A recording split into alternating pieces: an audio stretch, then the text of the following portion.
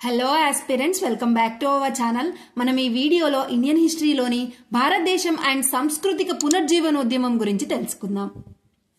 సాంస్కృతిక పునర్జీవనోద్యమం భారతీయులలో జాతీయవాదానికి బీజాలు వేసింది. సాంస్కృతిక పునర్జీవనోద్యమం సాంస్కృతిక పునర్జీవనోద్యమానికి ప్రధాన కారణం బ్రిటిష్ వారి ఆంగ్ల విద్యా విధానం. అర్థమైంది కదా? సాంస్కృతిక పునర్జీవనోద్యమానికి ప్రధాన కారణం ఏంటి? బ్రిటిష్ వారి ఆంగ్ల విద్యా విధానం. భారతీయ సంస్కృతి అధ్యయనం కొరకు కలకత్తాలో సర్ విలియం జోన్స్ 1784లో ఏసియాటిక్ సొసైటీ ఆఫ్ బెంగాల్ ను ఏర్పాటు చేశాడు. అర్థమైంది కదా? ఏసియాటిక్ సొసైటీ ఆఫ్ బెంగాల్ ను ఎవరు ఏర్పాటు చేశారు? Sir William Jones. ఏ ఇయర్ లో? 1784లో కలకత్తాలో ఏర్పాటు చేశాడు. సంస్కృత భాష అధ్యయనం కొరకు 1791లో వారణాసిలో సంస్కృత కళాశాలను జొనాథన్ డంకన్ ఏర్పాటు చేశారు. అర్థమైంది కదా? ఏ లాంగ్వేజ్ ఫ్రెండ్స్? సంస్కృత భాషను. దీని అధ్యయనం కొరకు 1791లో జొనాథన్ డంకన్ వారణాసిలో సంస్కృత కళాశాలను ఏర్పాటు చేశాడు. 1785లో భగవద్గీతను ఆంగ్లంలోకి తర్జుమా చేసింది ఎవరు? John Wycliffe. భగవద్గీతను ఆంగ్లంలోకి తర్జుమా చేసింది ఎవరు ఫ్రెండ్స్? జాన్ విక్లిప్. భారతీయ వేదాలను జర్మన్ భాషలోకి తర్జుమా చేసింది మాక్స్ ముల్లర్. ఇది ఇంపార్టెంట్ బిట్ ఫ్రెండ్స్. వేదాలను జర్మన్ భాషలోకి తర్జుమా చేసింది ఎవరు? Max Muller. ఇప్పుడు బ్రహ్మ సమాజం గురించి చూద్దాం ఫ్రెండ్స్. దీన్ని ఎవరు స్థాపించారు ఏంటి అనేది. బ్రహ్మ సమాజంను రాజా రామ్మోహన్ రాయ్ స్థాపించాడు. అర్థమైంది కదా? బ్రహ్మ సమాజంను ఎవరు స్థాపించారు? రాజా రామ్మోహన్ రాయ్. సాంస్కృతిక పునర్జీవనోద్యమానికి ఆద్యుడు అని అంటారు. రాజా రామ్మోహన్ రాయ్ని ఏమంటారు? సాంస్కృతిక పునర్జీవనోద్యమానికి ఆద్యుడు అని అంటారు. ఆధునిక భారతదేశ పితామహుడు అని అంటారు. వ్యక్తి హక్కుల కొరకై ఉద్యమించిన మొట్టమొదటి ఆధునిక భారతీయుడు అని రాజా రామ్మోహన్ రాయ్ గారిని అంటారు. 1815లో ఆత్మీయ సభ అనే సంస్థను స్థాపించి 1829లో దాన్ని బ్రహ్మసభగా మార్చి మరియు 1829లో దానిని బ్రహ్మ సమాజ్గా పేరు మార్చారు. 1828లో దాన్ని బ్రహ్మసభగా మార్చారు. దాని తర్వాత 1829లో దాన్ని బ్రహ్మ సమాజ్గా పేరు మార్చేశారు. ఇతని తాతగారు కృష్ణచంద్ర బెనర్జీ బెంగాల్ నవాబుల ద్వారా రే రాయన్ అనే బిరుదును పొందారు. ఇతను కాదు ఫ్రెండ్స్, ఇతని తాతగారు కృష్ణచంద్ర రే రాయన్ అనే బిరుదును పొందారు. ఎవరి దగ్గర నుంచి? బెంగాల్ నవాబుల దగ్గర నుంచి. రాజా రామ్మోహన్ రాయ్ జననం ఎప్పుడు? రాధానగర్ అంటే బెంగాల్లో 1772 మే 22న జన్మించారు.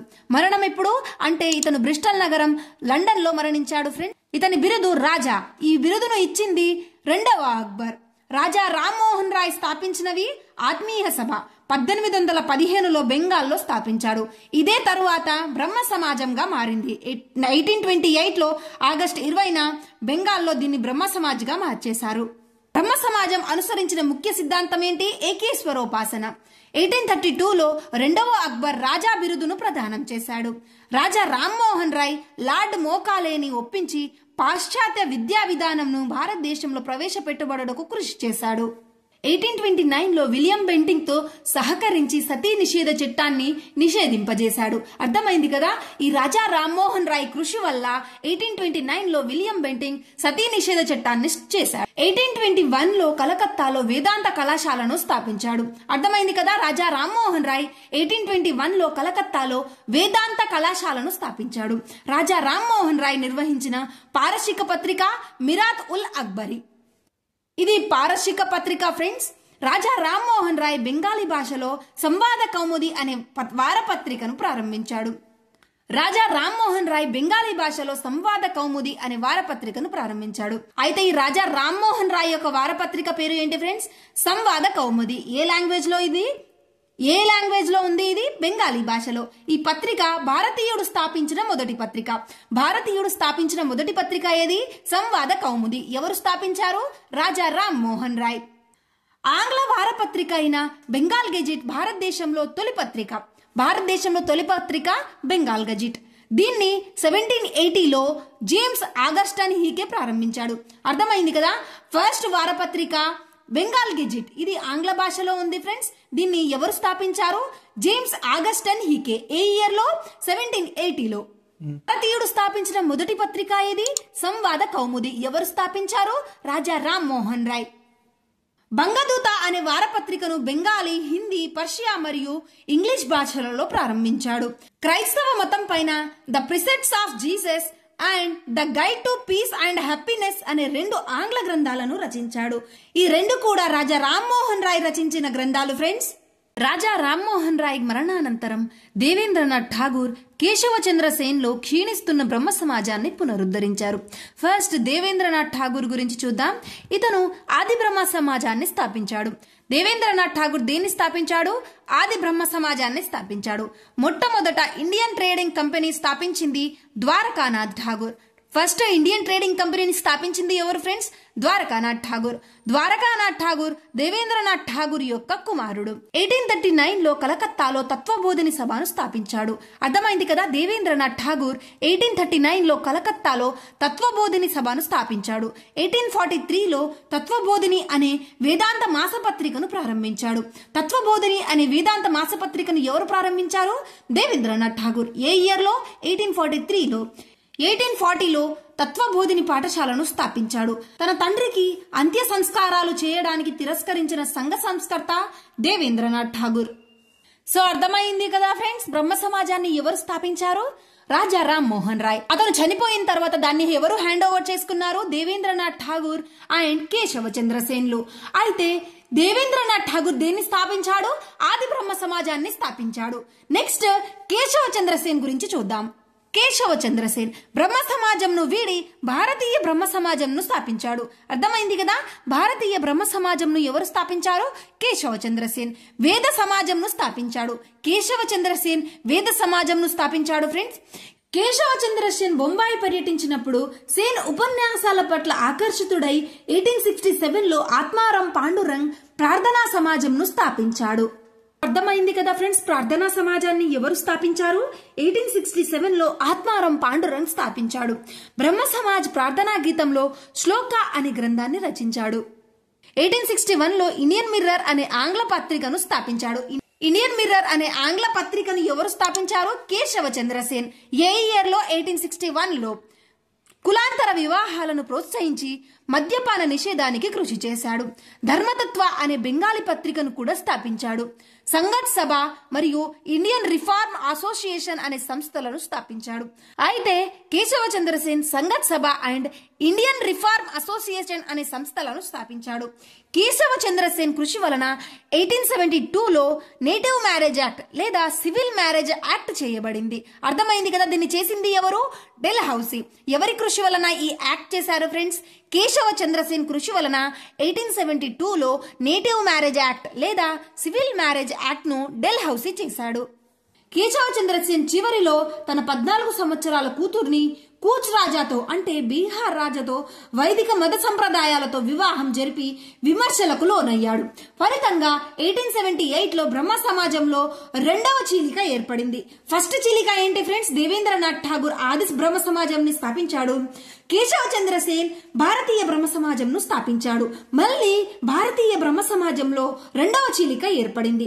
ఆనంద మోహన బోస్, శివనాథ శాస్త్రి, బిపిన్ చంద్రపాల్ కేశవచంద్ర సేన్ ను వదిలి సాధారణ బ్రహ్మ సమాజంను స్థాపించారు. అర్థమైంది కదా, 2వ చీలికలో ఆనంద మోహన్ బోస్, శివనాథ శాస్త్రి అండ్ బిపిన్ చంద్రపాల్ ఈ భారతీయ బ్రహ్మ సమాజంను వీడి సాధారణ బ్రహ్మ సమాజంను స్థాపించారు. కేశవచంద్ర సేన్ యొక్క మరణం ఎప్పుడు జరిగింది? 1884లో. భారతదేశం తన విలువైన పుత్రుణ్ణి కోల్పోయింది అని కేశవచంద్ర సేన్ ను ఉద్దించి ఎవరన్నారు ఫ్రెండ్స్? Max Muller. సో ఇతను ఏం చేశాడో తెలుసు కదా ఫ్రెండ్స్, వేదాలను జర్మనీ భాషలో తర్జుమా చేశాడు. నెక్స్ట్ ఈశ్వరచంద్ర విద్యాసాగర్ గురించి చూద్దాం. ఇతని కాలం చూసుకోండి ఫ్రెండ్స్.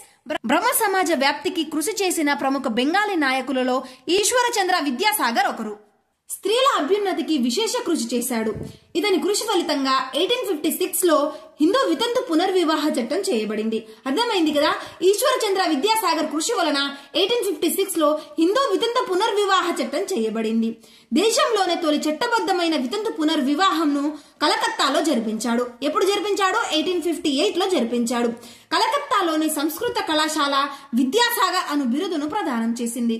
ఇతనికి కలకత్తా సంస్కృత కళాశాల విద్యాసాగర్ అనే బిరుదును ప్రదానం చేసింది ఫ్రెండ్స్. పాఠశాలల ఇన్స్పెక్టర్ గా 35 బాలికల పాఠశాలలను స్థాపించిన సంఘ సంస్కర్త ఈశ్వరచంద్ర విద్యాసాగర్. ఈ విద్యాసాగర్ అనే బిరుదును ఎవరిచ్చారు? కలకత్తా సంస్కృత కళాశాల విద్యాసాగర్ అనే బిరుదును ప్రదానం చేసింది. నెక్స్ట్ శశిపాద బెనర్జీ గురించి చూద్దాం. బ్రహ్మ సమాజంలో ఒక సభ్యుడు. 1873లో సాధారణ ధర్మసభ అనే మత సంఘాన్ని స్థాపించాడు. 1874లో మొదటి కార్మిక పత్రిక అయిన శ్రమజీవిని ప్రచురించాడు. అర్థమైంది కదా, శ్రమజీవి అనే కార్మిక పత్రికను 1874లో శశిపాద బెనర్జీ ప్రచురించాడు. నెక్స్ట్ రాధాకాంత దేవ్ గురించి చూద్దాం. బ్రహ్మ సమాజానికి వ్యతిరేకంగా 1829లో కలకత్తాలో సనాతన హిందూ ధర్మ సభను స్థాపించాడు. ఇతను స్థాపించిన పత్రిక సమాచార చంద్రిక. అర్థమైంది కదా, రాధాకాంత దేవ్ యొక్క పత్రిక ఏంటి? సమాచార చంద్రిక. నెక్స్ట్ హెచ్వి డిరోజియో గురించి చూద్దాం. మొట్టమొదటి జాతీయ కవి. హెచ్వి డిరోజియో మొట్టమొదటి జాతీయ కవి. ఫ్రెంచ్ విప్లవం నుండి స్ఫూర్తిని పొందాడు. 1824లో ప్రజల హక్కుల కొరకు పోరాడేందుకు మూఢనమ్మకాలను తొలగించి విజ్ఞానాభివృద్ధిని సాధించేందుకు యంగ్ బెంగాల్ ఉద్యమంను ప్రారంభించాడు. అర్థమైంది కదా, యంగ్ బెంగాల్ ఉద్యమంను ఎవరు ప్రారంభించారు? హెచ్వి డిరోజియో. కేశవచంద్ర సేన్, ఈశ్వరచంద్ర విద్యాసాగర్లను ప్రభావితం చేసిన ఉద్యమం ఇది యంగ్ బెంగాల్ ఉద్యమం. పరమహంస మండలి, దీన్ని ఎవరు స్థాపించారు?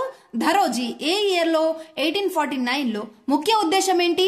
నిర్గుణ భక్తి, ఏకేశ్వరోపాసనను ప్రచారం చేయడం. 1846లో ఆగ్రాలో రాధా సమిత్ సంఘ్ ను స్థాపించింది తులసీరాం. నెక్స్ట్ ప్రార్థనా సమాజం గురించి చూద్దాం ఫ్రెండ్స్. దీన్ని ఎప్పుడు స్థాపించారు? 1867లో స్థాపించారు. దీన్ని ఎవరు స్థాపించారు? ఆత్మారాం పాండురంగ్ స్థాపించాడు. ప్రార్థనా సమాజంచే ప్రారంభించబడిన పత్రిక సుబోధన. అర్థమైంది కదా, ఈ ప్రార్థనా సమాజంచే ప్రారంభించబడిన పత్రిక ఏది? సుబోధనం. అయితే ఫ్రెండ్స్, ఈ ఆత్మారాం పాండురంగ్ బొంబాయిలో కేశవచంద్ర సేన్ ఇచ్చిన ఉపన్యాసానికి ఇన్స్పైర్ అయి ప్రార్థనా సమాజాన్ని స్థాపించాడు. ప్రార్థనా సమాజంలో చేరిన ప్రముఖులను చూద్దాం ఫ్రెండ్స్. మహదేవ్ గోవింద రనడే, పండిత రమాబాయి రనడే, ఆర్జి భండార్కర్ వీరు ప్రార్థనా సమాజంలో చేరారు. ప్రార్థనా సమాజాన్ని దక్షిణ భారతదేశానికి విస్తరించిన వారు ఎవరు? కందుకూరి వీరేశలింగం. అయితే ఫస్ట్ ఎంజీ రనడే గురించి చూద్దాం. కాలం ఏంటి? 1842 నుంచి 1901 వరకు మహారాష్ట్రలో ప్రార్థనా సమాజంను స్థాపించాడు. మహారాష్ట్రలో ప్రార్థనా సమాజాన్ని ఎవరు స్థాపించారు? మహదేవ్ గోవింద రనడే. మహారాష్ట్రలో సాంఘికోద్యమానికి మూల పురుషుడు. 1884లో పూనాలో దక్కన్ ఎడ్యుకేషన్ సొసైటీ స్థాపనలో ప్రముఖ పాత్ర వహించాడు. దీనిని స్థాపించింది జీజీ ఆగార్కర్. 1887లో బొంబాయిలో ఎంజీ రనడే స్థాపించిన సంఘం భారతీయ రాష్ట్రీయ సామాజిక సమ్మేళనంను స్థాపించాడు. 1887లో. ఎక్కడ? బొంబాయిలో. ఇందుప్రకాష్ అనే ఆంగ్ల మరాఠీ పత్రికలను ఎంజీ రనడే సంపాదకులుగా పనిచేశారు. ఇందుప్రకాష్ అనే ఆంగ్ల మరాఠీ పత్రికలకు ఎంజీ రనడే సంపాదకులుగా పనిచేశారు. 1870 ఏప్రిల్ 2న పూనా సార్వజనిక సభను స్థాపించాడు. అర్థమైంది కదా, పూనా సార్వజనిక సభను ఎవరు స్థాపించారు? మహదేవ్ గోవింద రనడే. ఈయన బొంబాయి హైకోర్టులో జడ్జిగా పనిచేశాడు. ఇతను గోపాలకృష్ణ గోఖలే యొక్క రాజకీయ గురువు. అర్థమైంది కదా, గోపాలకృష్ణ గోఖలే యొక్క రాజకీయ గురువు ఎవరు? మహదేవ్ గోవింద రనడే. ఎంజీ రనడే యొక్క రాజకీయ గురువు ఎవరు? ఏవో హ్యూమ్. అర్థమైంది కదా ఫ్రెండ్స్, ఎంజీ రనడే ఎవరికి గురువు? గోపాలకృష్ణ గోఖలేకి గురువు. ఎంజీ రనడేకి ఎవరు గురువు? ఏవో హ్యూమ్ గురువు. గోపాలకృష్ణ గోఖలే మహాత్మా గాంధీ యొక్క రాజకీయ గురువు. అర్థమైంది కదా, ఇక్కడ కన్ఫ్యూజ్ కాకండి ఫ్రెండ్స్. గోపాలకృష్ణ గోఖలే యొక్క రాజకీయ గురువు ఎవరు? మహదేవ్ గోవింద రనడే. మహదేవ్ గోవింద రనడే యొక్క రాజకీయ గురువు ఎవరు? ఏవో హ్యూమ్. అండ్ గోపాలకృష్ణ గోఖలే మహాత్మా గాంధీ యొక్క రాజకీయ గురువు. నెక్స్ట్ పండిత రమాబాయి గురించి చూద్దాం. కాలం ఏంటి ఫ్రెండ్స్? 1858 నుంచి 1922 వరకు. బిరుదు ఏంటి? పండిత అండ్ సరస్వతి. పూనాలో ఆర్య మహిళా సమాజంను ప్రారంభించింది. అర్థమయ్యింది కదా, పండిత రమాబాయి పూనాలో ఆర్య మహిళా సమాజంను ప్రారంభించింది. హిందూ సమాజంలోని కులతత్వాన్ని నిశితంగా విమర్శిస్తూ the high caste Hindu women అనే గ్రంథాన్ని రచించింది. అర్థమైంది కదా, పండిత Ramabai the high caste Hindu women అనే గ్రంథాన్ని రచించింది. వితంతువులకు 1889లో శారదా సదన్ అనే వితంతు వసతి గృహాన్ని బొంబాయిలో స్థాపించింది. సో ఏంటి friends, the high caste Hindu women అనే గ్రంథాన్ని ఎవరు రచించారు? పండిత రమాబాయి. అండ్ 1889లో శారదా సదన్ అనే వితంతు వసతి గృహాన్ని బొంబాయిలో ప్రారంభించింది. నెక్స్ట్ రమాబాయి రనడే. కాలం ఏంటి? 1863 నుంచి 1924 వరకు. 1873లో ఎంజే రనడేను వివాహం చేసుకుంది. 1915లో సేవా సదన్ సొసైటీని పూణేలో స్థాపించింది. సేవా సదన్ అనే సొసైటీని 1915లో పూనాలో స్థాపించింది. రమాబాయి రనడే మహదేవ్ గోవింద రనడే యొక్క భార్య ఫ్రెండ్స్. అండ్ మహదేవ్ గోవింద రనడే ఎవరి యొక్క రాజకీయ గురువు? మహదేవ్ గోవింద రనడే గోపాలకృష్ణ గోఖలే యొక్క రాజకీయ గురువు. అండ్ గోపాలకృష్ణ గోఖలే ఎవరి యొక్క రాజకీయ గురువు? మహాత్మా గాంధీ యొక్క రాజకీయ గురువు. నెక్స్ట్ డీకే కార్వే గురించి చూద్దాం. మహర్షి దుందుకేశవ కార్వే, పూర్తి పేరు మహర్షి దుందుకేశవ కార్వే. 1896 లో హిందూ వితంతు శరణాలయంను ప్రారంభించాడు. భారతదేశంలో ప్రప్రథమ మహిళా విశ్వవిద్యాలయంను 1916 లో బొంబాయిలో అంటే పూణేలో స్థాపించాడు. డికే కార్వే పొందిన అవార్డులు ఏంటి ఫ్రెండ్స్? 1955 లో పద్మవిభూషణ్ అవార్డును పొందారు. 1958 లో భారతరత్న అవార్డును పొందారు. ఇప్పటిదాకా బ్రహ్మ సమాజం గురించి చూసాం కదా ఫ్రెండ్స్. ఇప్పుడు ఆర్య సమాజం గురించి చూద్దాం. ఆర్య సమాజం, స్వరాజ్యం అనే పదాన్ని తొలిసారిగా ఉపయోగించిన సంస్థ ఏది? ఆర్య సమాజం. దీని యొక్క స్థాపన 1875 లో జరిగింది. స్థాపకుడు ఎవరు? స్వామి దయానంద సరస్వతి. ఎక్కడ స్థాపించారు దీన్ని? బొంబాయిలో. దీని యొక్క ఉద్దేశం ఏంటి ఫ్రెండ్స్? వేద సంస్కృతిని పరిరక్షించడం అన్నమాట. తీవ్ర హిందూ పునర్జీవానికి ప్రతీక ఆర్య సమాజం. అయితే ఆర్య సమాజాన్ని స్వామి దయానంద సరస్వతి స్థాపించారు కదా. స్వామి దయానంద సరస్వతి గురించి చూద్దాం. 1824 లో గుజరాత్ లో జన్మించారు. అసలు పేరు ఏంటి? మూల్ చంద్ లేదా మూలశంకర్. స్వామి దయానంద సరస్వతి యొక్క గురువు ఎవరు? స్వామి విరజానంద. ఇతని సిద్ధాంతం ఏంటి? సత్యమేవ జయతే, వేదాలకు తరలిపొండి అనే నినాదంను ఇచ్చారు. అర్థమైంది కదా. స్వామి దయానంద సరస్వతి వేదాలకు తరలిపొండి అనే నినాదాన్ని ఇచ్చారు. స్వదేశీ, స్వధర్మం, స్వరాజ్యం, స్వభాష అనే నినాదంను మొదటిసారిగా ఇచ్చింది దయానంద సరస్వతి. ఇతను స్వదేశీ, స్వధర్మం, స్వరాజ్యం, స్వభాష అనే నినాదాలను ఇచ్చాడు ఫ్రెండ్స్. వేదాలకు తరలిపొండి అనే నినాదం చాలా సార్లు ఎగ్జామ్ లో కూడా వచ్చింది ఫ్రెండ్స్. ఇది ఇచ్చింది ఎవరు? స్వామి దయానంద సరస్వతి. సో స్వామి దయానంద సరస్వతి శుద్ధి ఉద్యమంను ప్రారంభించాడు. శుద్ధి ఉద్యమం అంటే ఇతర మతాల్లోకి మారిన హిందువులను తిరిగి హిందూ మతంలోకి మార్చడం దీని యొక్క ఉద్దేశం. అర్థమైంది కదా. మన హిందువులు వేరే మతాల్లోకి మారిపో వాళ్లను మళ్ళీ శుద్ధి ఉద్యమం ద్వారా హిందూ మతంలోకి మార్చడాన్ని శుద్ధి ఉద్యమం అంటారు. స్వామి దయానంద సరస్వతి యొక్క రచనల విషయానికి వస్తే ఫస్ట్ సత్యార్థ ప్రకాశిక, నెక్స్ట్ వేద ప్రకాశిక అండ్ వేద భాష్య భూమిక. ఈ మూడు స్వామి దయానంద సరస్వతి యొక్క రచనలు. 1882 లో గోహత్య నిషేధ ఉద్యమంను ప్రారంభించాడు. ఏ ఇయర్ లో ఫ్రెండ్స్? 1882 లో గోహత్య నిషేధ ఉద్యమంను ప్రారంభించాడు. స్వామి దయానంద సరస్వతి మరణానంతరం ఆర్య సమాజం 1892 లో రెండుగా చీలింది. మొదటి వర్గానికి నాయకుడు ఎవరు? స్వామి శ్రద్ధానంద. దీనిని గురుకుల వర్గం అని అంటారు. సో ఇది రెండుగా చీలిపోయింది ఫ్రెండ్స్. సో మొదటి చీలిక యొక్క నాయకుడు ఎవరు? స్వామి శ్రద్ధానంద. దీనిని గురుకుల వర్గం అని అంటారు. రెండో వర్గంకు నాయకత్వం వహించింది ఎవరు? లాలా హన్స్రాజ్. దీనిని కళాశాల ఆర్య సమాజ్ అని అంటారు. లాలా హన్స్రాజ్ లాహోర్ లో దయానంద ఆంగ్లో వేదిక్ కాలేజ్ ను స్థాపించాడు. నెక్స్ట్ రామకృష్ణ పరమహంస గురించి చూద్దాం. ఈయన స్వామి వివేకానంద గారి గురువు. కాలం ఏంటి ఫ్రెండ్స్? 1836 నుంచి 1886 వరకు. రామకృష్ణ పరమహంస యొక్క అసలు పేరు ఏంటి? గంగాధర చట్టోపాధ్యాయ. రామకృష్ణ పరమహంస గదాధర చటర్జీగా ప్రసిద్ధి పొందాడు. కాళికామాతకు మహాభక్తుడు. ఇతని బోధనలు భగవంతుడొక్కడే సర్వంతర్యామి. ఇతని శిష్యుడు స్వామి వివేకానంద. ఇప్పుడు స్వామి వివేకానంద గురించి చూద్దాం ఫ్రెండ్స్. స్వామి వివేకానంద 1863 జనవరి 12న జన్మించారు. అసలు పేరు నరేంద్రనాథ్ దత్తా. బ్రహ్మ సమాజం మొదటి సభ్యుడు స్వామి వివేకానంద. స్వామి వివేకానంద పత్రికలు చూడండి ఫ్రెండ్స్. ప్రబుద్ధ భారతి ఇది ఇంగ్లీష్ లో ప్రచురించబడింది. ఉద్బోధన ఇది బెంగాలీలో ప్రచురించబడింది. స్వామి వివేకానంద శిష్యురాలు ఎవరు? సిస్టర్ నివేదిత. ఆమె అసలు పేరు మార్గరెట్ నోబుల్. 1893 లో అమెరికాలోని చికాగో సర్వమత సమ్మేళనంకు హాజరై భారతదేశ ఆధ్యాత్మిక సూర్యునిగా కీర్తించబడ్డాడు.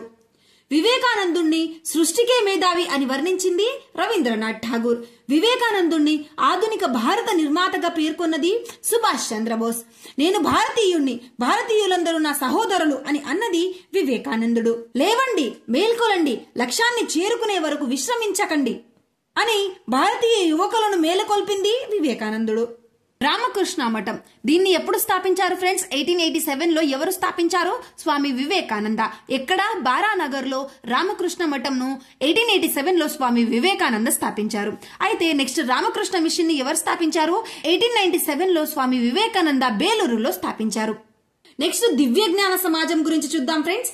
దివ్య జ్ఞాన సమాజం దీన్ని ఎప్పుడు స్థాపించారు ఫ్రెండ్స్? 1875 లో స్థాపించారు. ఎక్కడ? న్యూయార్క్ లో. ఎవరెవరు స్థాపించారు? మేడం బ్లావట్స్కీ, ఈమె రష్యాకి సంబంధించిన వ్యక్తి ఫ్రెండ్స్. కర్నల్ ఓల్కాట్, అమెరికాకు సంబంధించిన వ్యక్తి.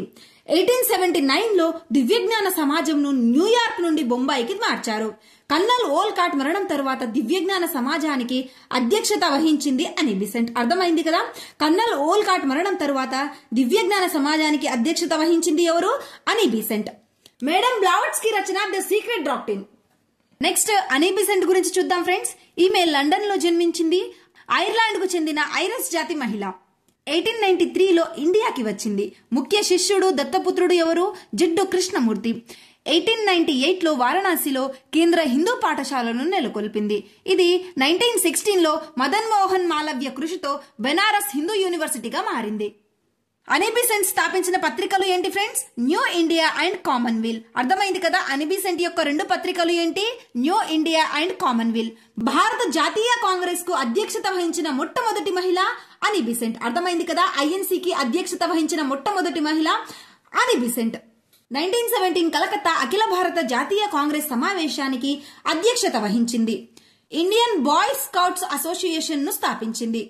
సో ఇది ఫ్రెండ్స్. నెక్స్ట్ వీడియోలో ముస్లిం మత సాంఘిక ఉద్యమాల గురించి డిస్కస్ చేద్దాం. వీడియో నచ్చితే లైక్ చేసి ఇలాంటి ఇన్ఫర్మేటివ్ వీడియోస్ కోసం మన ఛానల్ ని సబ్స్క్రైబ్ చేసుకోండి. మీ ప్రిపరేషన్ కి యూజ్ అవుతుంది.